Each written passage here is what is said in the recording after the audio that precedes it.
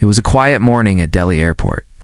The 8 a.m. flight to Mumbai was boarding, and the cabin buzzed with the sound of rolling suitcases, chatter, and flight attendants guiding passengers to their seats. Among the rush of well-dressed travelers, a man entered who didn't quite fit in. Around 50 years old, his skin was dark and weathered, his hair messy. His clothes, an old blazer over a half-buttoned shirt, looked like they had seen better days. Something about his face, a deep sadness, but also a quiet dignity that made people look twice. He showed his boarding pass to the flight attendant and took his window seat 17A. The woman beside him, wearing designer sunglasses and expensive perfume, wrinkled her nose the moment he sat down. She turned her head away and pressed a handkerchief to her face, whispering to herself, "Is this man really a passenger on this flight?" The air hostess Sohani noticed the exchange. She walked over, her heels clicking sharply on the floor. "Excuse me, sir," she said politely but suspiciously. "May I see your boarding pass again?" The man smiled faintly and nodded. Of course. She checked the ticket carefully, as if she couldn't believe someone dressed like him could be sitting there. But everything was correct. With a slight frown, she handed it back and walked away. The man said nothing, simply turned toward the window, watching the clouds drift by in the distance. Moments later, the woman beside him called the air hostess again. "Excuse me, can you please change my seat? This man smells strange. I can't possibly sit here the entire flight." Sohani sighed softly. "I'm very sorry, ma'am. The flight is completely full. There's not a single seat available. Please try to adjust for today." The woman groaned in frustration but stayed put, crossing her arms. The man, his name was Ayan, didn't react. He sat quietly, lost in thought, his tired eyes still fixed on the sky. Just then, a voice from the next row called out, "Hey, you're Ayan, right?" Ayan turned, surprised. A man in a suit was smiling at him. "It's me, Arjun. We studied together in school. Remember?" Ayan squinted, then smiled faintly in recognition. "Arjun, yes, of course." Arjun laughed loudly. "Ow. You were the topper back then, always first in class. And look at you now, man. It's traveling like this, in economy class, in such simple clothes. What happened?"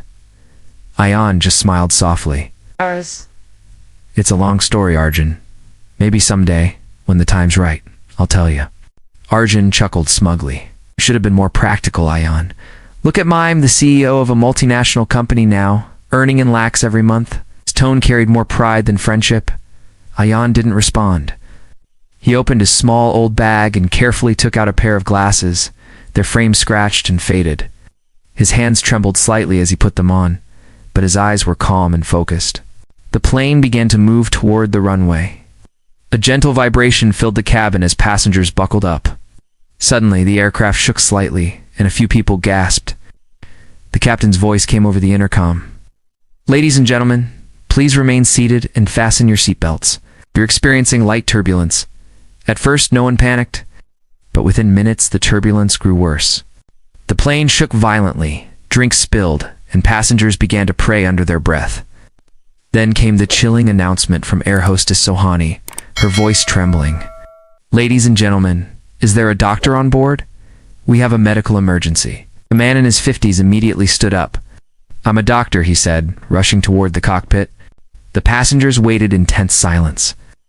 When the doctor returned, his face was pale. "The pilot," he said quietly. "The pilot has suffered a stroke. He's unconscious and cannot continue flying." The cabin fell silent. The co-pilot, Captain Rahul, was fighting to keep control of the aircraft amid the storm. Then came another announcement, this time urgent and desperate. "If there's anyone on board who knows how to fly a plane, please come forward immediately."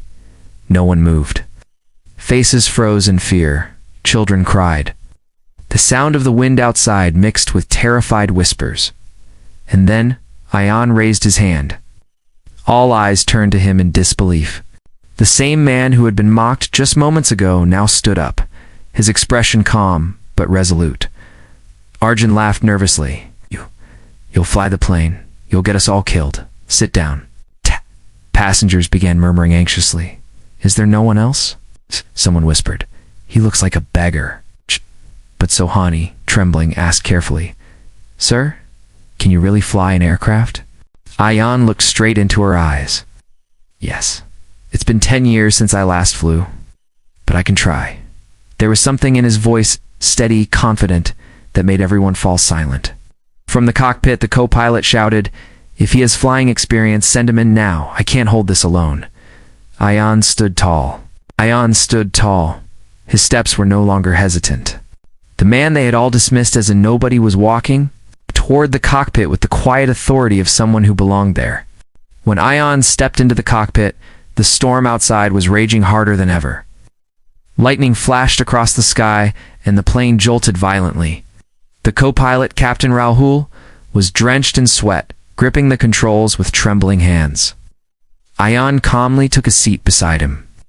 His eyes scanned the control panel rows of blinking lights, warning indicators, and flashing alerts. For a second, Rahul hesitated. "Sir, who are you?" Ion's voice was steady.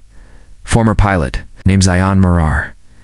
Then, almost as if remembering something, he added, "You might know me as Captain Vicky." Rahul's eyes widened. "Vicky? Captain Vicky Marar?" He couldn't believe it.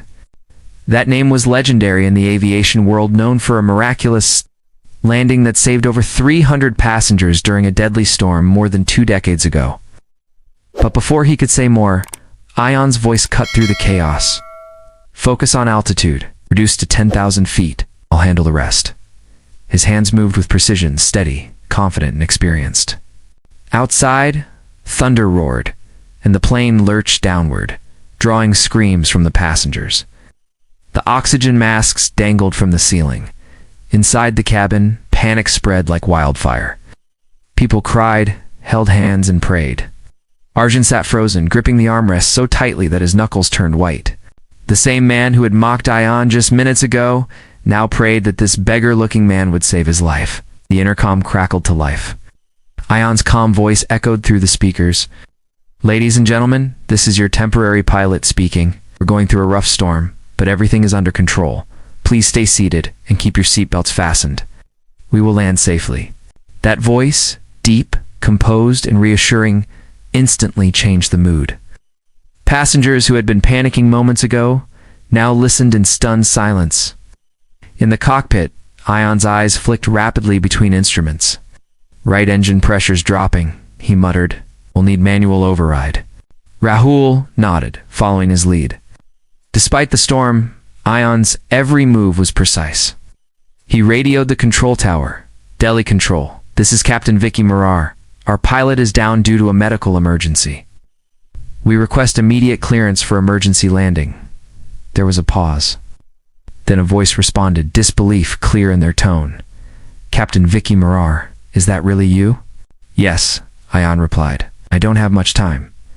The control tower quickly responded with instructions. Ion followed them flawlessly, adjusting the pitch and throttle with the calmness of a man who had never forgotten his craft. Meanwhile, in the cabin, whispers began to spread. "Did you hear? That man's a real pilot. They said he's Captain Vicky, the same one who saved hundreds years ago." Faces that once looked at him with disgust now stared in awe.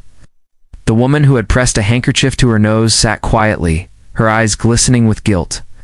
Even Arjun couldn't meet anyone's eyes. Inside the cockpit, Ion's focus was absolute. He could feel the plane fighting him, the wind pushing hard, visibility nearly gone. But his voice stayed calm. "We can do this," he said softly, as if speaking to himself. "Just like last time." Rahul looked at him in wonder. "Sir, after everything you've been through, how can you still be so calm?" Ion didn't look up, because fear never helps you land. His words carried a quiet weight that silenced even the storm for a moment. Minutes felt like hours. Then, through the thick clouds, the runway lights appeared, tiny dots, glowing faintly in the distance. Ion exhaled deeply. "There it is," he said. "Home." He straightened the plane's nose and aligned it perfectly. The landing gear dropped with a mechanical click.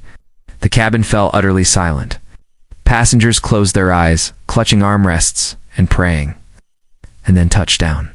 The plane kissed the runway so smoothly that not a single passenger felt the impact. A perfect landing. A collective gasp filled the air, followed by silence, and then a wave of applause. The relief was overwhelming. Some passengers began to cry. Others clapped through tears. Inside the cockpit, Ion slowly removed the headset, leaned back, and closed his eyes. He had done it again. When he finally stepped out into the cabin, everyone stood frozen. For a moment, no one spoke. Then, one by one, the passengers rose from their seats. The entire plane erupted into applause, loud, emotional, and full of respect. Yes. The same people who had mocked him for his appearance now looked at him like he was a living legend. The woman beside him earlier whispered through tears, "I'm so sorry." Ion smiled gently. "No need to be. You just saw my clothes, not me." Arjun stepped forward, face pale and eyes wet. "Brother, I've lost to you again. You were the topper then, and you're the topper now." Ion chuckled softly. "It's not about winning or losing, Arjun. It's about finding what you lost inside yourself." At that moment, an airline official hurried on board, breathless and emotional. "Sir, we tracked your flight performance live. Our board saw everything. The company wants you back, Captain." Ion looked up through the window at the bright blue sky clearing after the storm. "They took away my job," he said quietly. "But they couldn't take away my courage." Every passenger stood and saluted him together. Cabin filled with applause so powerful it drowned out everything else. The man they once mocked as a beggar had just reminded everyone what true worth looks like. Because real greatness doesn't wear a uniform, it carries a heart full of courage.